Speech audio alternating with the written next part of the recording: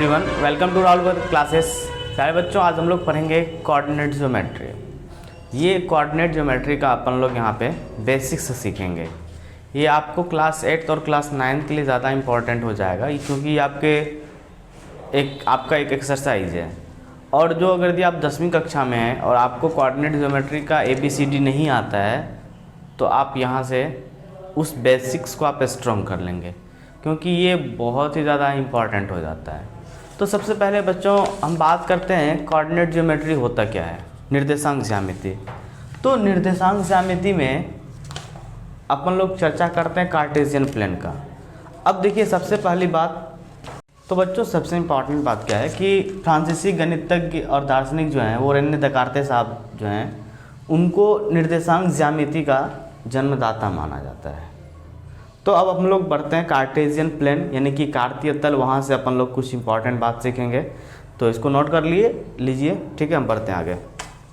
तो देखिए, Cartesian plane में ग्राफ खींचा हुआ है। ये एक्चुअल में अपन लोग ग्राफ कॉपी पे ड्रॉ करते हैं, ये ग्राफ कॉपी नहीं है।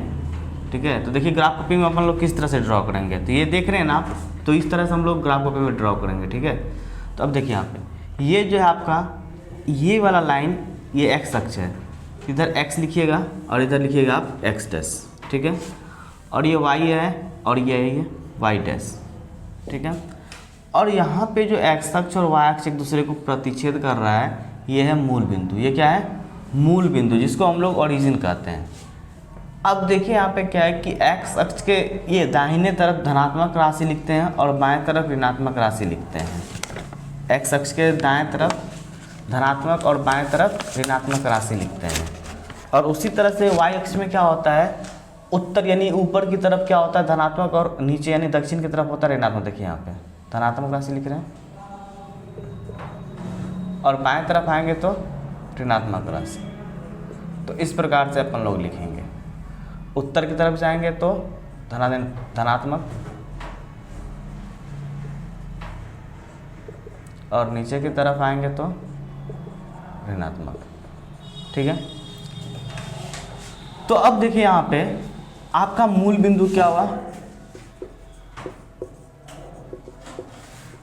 मूल बिंदु को इंग्लिश में अपन लोग बोलते हैं origin.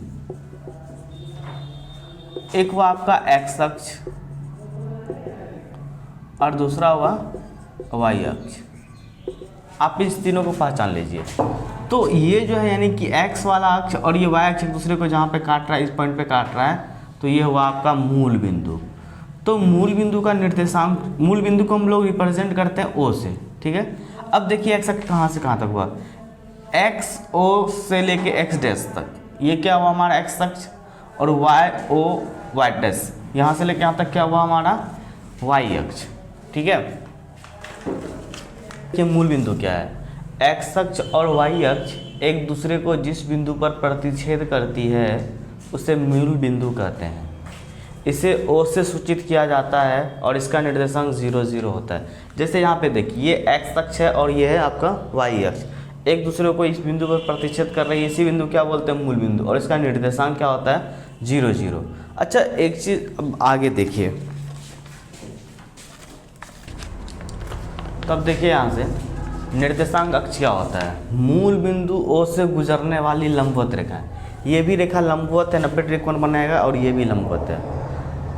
x dash O x, यहाँ से यहाँ तक हुआ x डैश O x। ठीक है, वह y डैश यहाँ नीचे आपका y डैश O y को समकोणीय अक्ष या निर्देशांक अक्ष कहते हैं। इस दोनों अक्ष को समकोणीय अक्ष या निर्देशांक अक्ष कहते हैं। ऐसे समकोणीय अक्ष क्यों कहते हैं, क्योंकि देखिए एक दूसरे को जो प्रतिच्छेद कर रही है यहाँ पे, तो ये जो इस तरह से यहाँ पे प्रतिच्छेद करे तो 90 डिग्री कोण बन रहा है, यहाँ पे भी 90, यहाँ पे भी समकोण बन रहा है, यहाँ पे भी समकोण, यहाँ पे भी समकोण बन रहा है।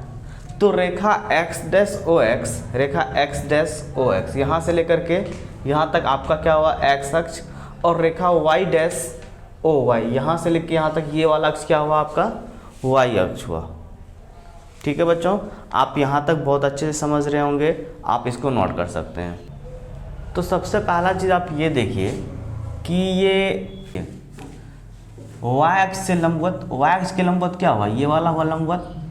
तो y अक्ष से लंबवत दूरी, तो लंबवत दूरी, तो y एक्स से लंबवत दूरी, जैसे कि यहाँ पे p है, तो p से लंबवत दूरी कैसे होगी, यहाँ पे अगर ध्यान है तो ये सीधा हो जाएगा। तो ये लंबवत दूरी अर्थात OM, यानी कि ये वाला डिस्टेंस, ये दोनों डिस्टेंस क्या होगा, इक्वल होगा। तो इसी जो ये जो डिस्टेंस, ये वाला दूरी जो होता है, ये आपका क्या हुआ, x निर्देशांक, ठीक है। अब y निर्देशांक देखिए क्या हो जाएगा,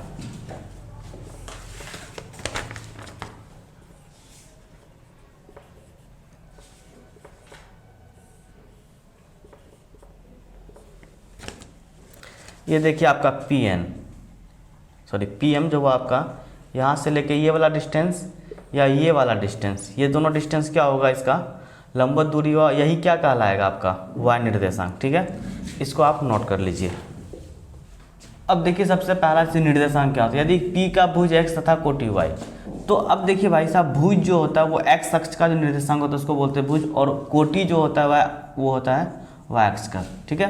तो अब जैसे मान लीजिए कार्टेशियन प्लेन है और यहाँ पे एक पॉइंट है P, इस कार्टेशियन प्लेन पे पॉइंट क्या है P, और P का निर्देशांक हुआ x, तो x भुज हुआ।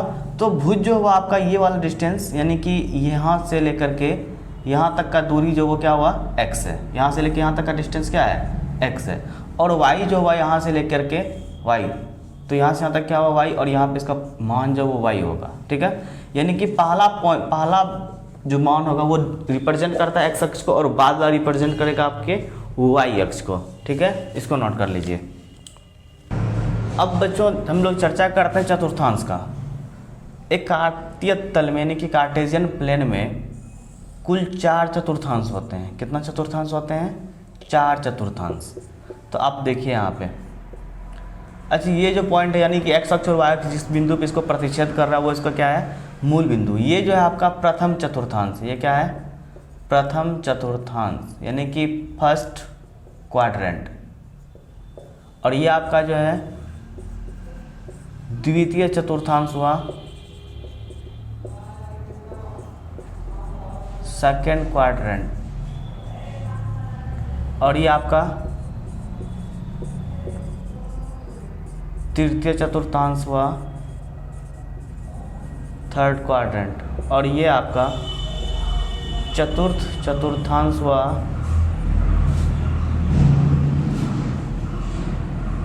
Fourth quadrant. आप हमेशा याद रखिए कि किसी भी कार्तीय तल में 4 चतुर्थांश होते हैं, फर्स्ट, सेकंड, थर्ड और फोर्थ। ये आप ये ध्यान रखिए, फर्स्ट कैसे हो, ये फर्स्ट हुआ, ये सेकंड हुआ, ये थर्ड हुआ, ये फोर्थ हुआ। अब हम लोग बात करते हैं इसका चिन्ह का, तो इसको पहले इसको नोट कर लें पहले। तो बच्चों हम लोग चर्चा करते हैं निर्देशांकों के लिए ये परिपाटी चिन्ह कैसे, किस तरह से इसका साइन रहता है। तो सबसे पहले बच्चों अपन लोग ये बात तो अपने को क्लियर हो गया कि x अक्ष में किसी भी बिंदु को अगर किसी भी बिंदु को अपन लोग यदि किसी कार्टेशियन प्लेन पे रिप्रेजेंट करते हैं तो वहाँ पे 2 वैल्यू होता है, एक x अक्ष का, दूसरा y अक्ष का। तो अब देखिए यहाँ पे इस वाले पॉइंट मान के चलिए यहाँ पे कोई भी पॉइंट रहेगा, ठीक है। तो ये वाला x अक्ष जो आपका वो क्या है, सब देखिए यहाँ पे 1 2 3 4 जो भी वो आपका क्या है प्लस, यानी कि पॉजिटिव। प्लस देने का मतलब क्या, पॉजिटिव, या फिर अपन ऐसे दे सकते हैं प्लस सिर्फ, तो भी कोई प्रॉब्लम नहीं है। अच्छा y अक्ष देखिए, तो ये y अक्ष है, तो y अक्ष जैसे ये आया तो इसमें सारा वैल्यू क्या है प्लस में, यानी कि अगर यदि कोई बिंदु x अक्ष ये प्रथम चतुर्थांश में है, क्या है प्रथम चतुर्थांश यानी कि फर्स्ट क्वाड्रेंट में है, तो यहाँ से क्या होगा, इसका x अक्ष भी प्लस होगा यानी धनात्मक, और y अक्ष भी क्या होगा धनात्मक होगा। अब आते हैं बच्चों अपन लोग सेकंड क्वाड्रेंट की ओर। सेकंड क्वाड्रेंट में देखिए आप x अक्ष को, तो यानी कि जितना देख रहे हैं -1 -2 -3 -4, यानी कि पहले तो रिप्रेजेंट करते हैं x अक्ष को, तो वो क्या होगा निगेटिव। और देखते हैं अपन y अक्ष को, y अक्ष ऊपर की तरफ जा रहा है, तो ये क्या बच्चों, ये +1 +2 +3 यानी कि ये प्लस में रहेगा, ठीक है। अब आते हैं बच्चों अपन लोग थर्ड क्वाड्रेंट की तरफ, तृतीय चतुर्थांश। तो तृतीय चतुर्थांश में देखिए आप x अक्ष पहले देखते हैं अपन लोग, x अक्ष क्या है निगेटिव है, और y अक्ष क्या है ये भी निगेटिव है, यानी कि इसमें क्या होगा थर्ड क्वाड्रेंट में x का निर्देशांक और y दोनों का निर्देशांक क्या होगा निगेटिव होगा, ठीक है। अब अपन लोग आते हैं बच्चों फोर्थ क्वाड्रेंट की तरफ, यानी कि चतुर्थ चतुर्थांश। तो यहाँ पे देखिए सबसे पहले x अक्ष को, तो x अक्ष आपका क्या है प्लस में है, और y अक्ष आपका क्या है माइनस में है। तो ये चिन्ह का परिपाटी था कि किस प्रकार से इसका साइन रहता है, ठीक है बच्चों, इसको नोट कर लीजिए। तो बच्चों यहाँ तक आप लोगों ने अच्छे से समझ लिया होगा। तो अब क्वेश्चन है इसका, ज़्यादा कुछ है नहीं, 4-5 क्वेश्चन होगा, उसके बाद चैप्टर ही कंप्लीट हो जाएगा। देखो क्या है ना कि मेरा एक बचपन से एक शौक़ रहा था कि मैं बचपन से जोक्स लिखा करता था, या तो खुद से सोच करके या फिर अपना एक डायरी होता था, उस डायरी में मैं बुक से लिख करके जोक्स उतार लेता था। क्योंकि तभी के वक्त में फ़ोन का ज़माना था नहीं, तो बहुत मज़ा आता था। तो आप लोगों के लिए एक जोक्स है। तो क्या हुआ, एक लड़की ट्रेन में ट्रेवल कर रही थी, उसको चाय वाला देखा और बोला, भोली सी सूरत आँखों में मस्ती, दूर खड़ी शर्माए, हाय हाय। और ये गाना वो 2-3 बार रिपीट कर दिया। तो लड़की गुस्सा गई और शुरू कर दी, वो बोलने लगी, काली सी सूरत हाथ में केतली, दूर खड़ी चिल्लाए चाय चाय। तो बच्चों इस तरह से थोड़ा सा माहौल भी बना रहेगा। तो अपन लोग पढ़ते हैं पहले टाइप के क्वेश्चन की तरफ, ठीक है।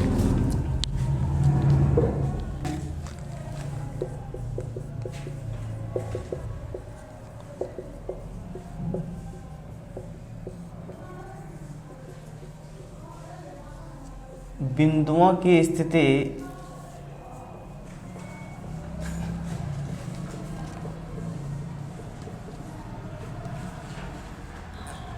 ज्ञात करने पर आधारित प्रश्न।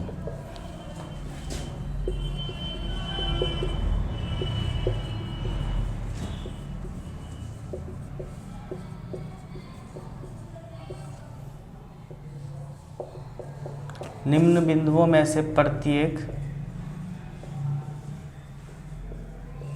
किस चतुर्थांश में है?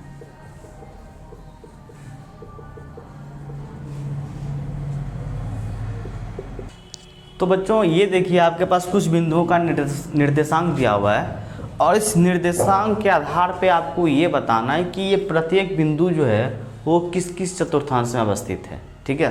तो पहला देखिए, आपका निर्देशांक है a का 1 1। a का 1 1 होने का मतलब क्या हुआ, पहले आप ये देखो, ये पहला बिंदु जो है वो x को रिप्रेजेंट करेगा, और दूसरा जो है वही y को, ठीक है। तो अब देखो आप, x का 1 कहाँ पे है, ये x अक्ष है, ये y है, ये y डैश। तो x का 1 यानी कि धनात्मक तो इस तरफ होगा, तो ये आपका x का 1 हुआ। और y का 1 देखिए, तो y का उत्तर यानी ऊपर की तरफ क्या होगा 1, तो यानी यहाँ पे है। तो इसको जब इधर लेके आइएगा तो यहाँ पे ये है आपका a 1 1। तो अब बताइए आप, x का निर्देशांक जो ये जो बिंदु है वो किस चतुर्थांश में जाएगा, तो प्रथम चतुर्थांश, ठीक है बच्चों। अब देखिए दूसरा पे बढ़ते हैं हम लोग, x का -3। तो x का -3 क्या हुआ, ये हुआ आपका -3, और y का 2।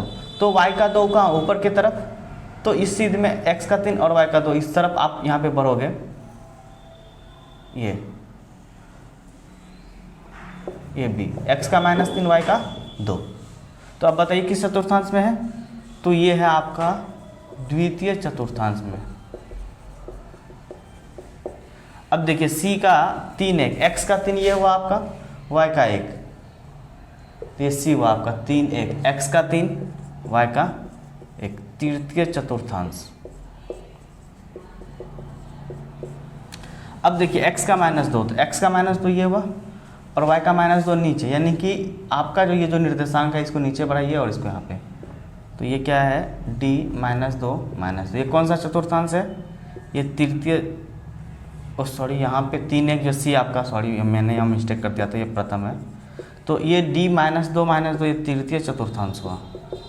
अब आइए e की तरफ, x का 3 हुआ और y का आपका -2, तो -2 आपका इस तरफ, तो ये आपका जो है e 3 -2 ये किस चतुर्थांश में आपका, तब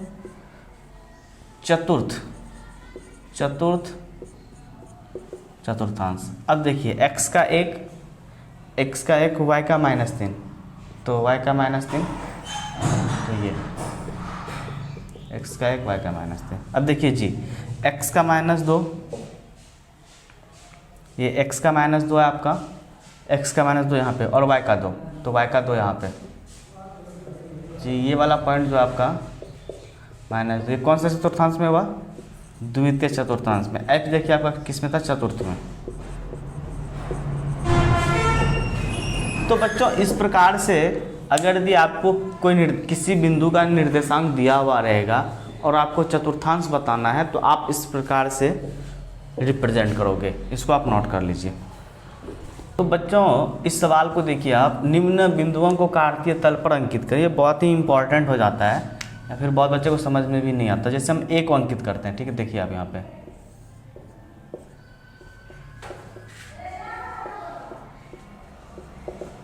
अब देखिए x का 2 पहला जो पॉइंट है, यानी कि ये जो है ये हुआ x और ये हुआ y।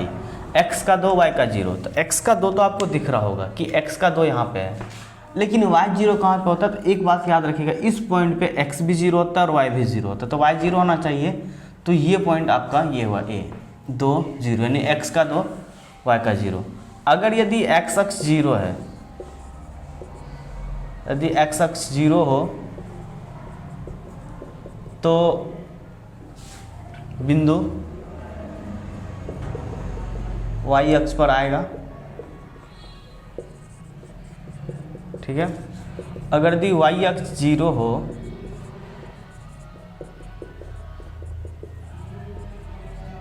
तो बिंदु x अक्ष पर आएगा। ये आपको समझ में नहीं आया होगा तो कोई बात नहीं है, हम आगे देखते हैं, ठीक है।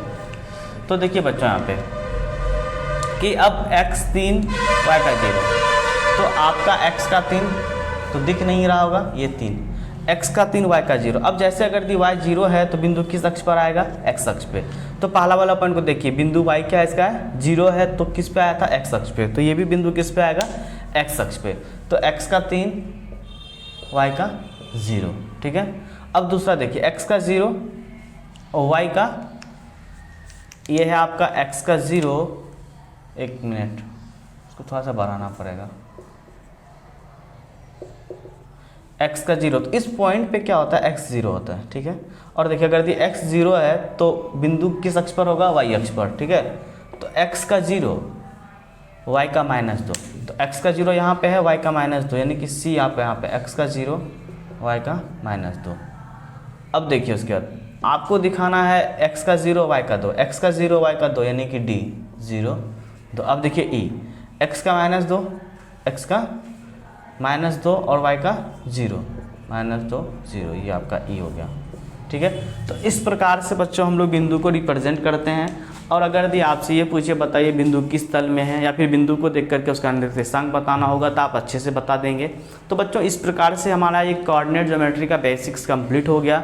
ये आपके 8वीं कक्षा और 9th कक्षा का सिलेबस में एक टॉपिक था, आपका ये टॉपिक कंप्लीट हो गया। अगर यदि आप 10वीं कक्षा में, तो आपको ये जानना बेहद ज़रूरी है, क्योंकि 10वीं कक्षा में जो निर्देशांक ज्यामिति वहाँ पे आपको प्रॉब्लम होगा।